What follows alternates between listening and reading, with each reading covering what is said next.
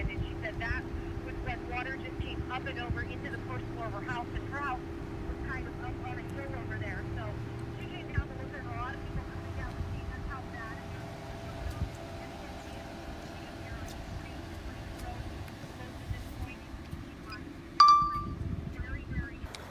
Hey guys, Joe Ducey here with CBS21 News.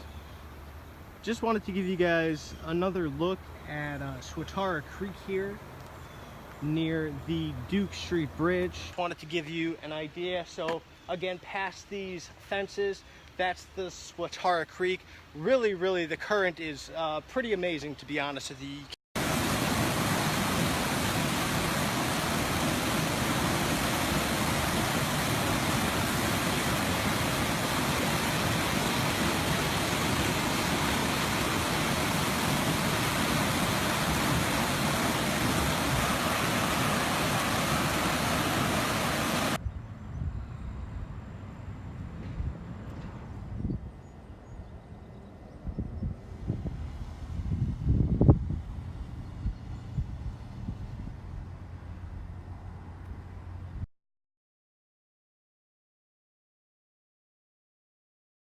So we're back here at the Swatara Creek. That was a live look at a marmoth or something that's sitting on top of a fence here. What we're looking at is the docking, the summer docking for the Pride of the Susquehanna Riverboat. Obviously, this is where we operate for our 6-month season.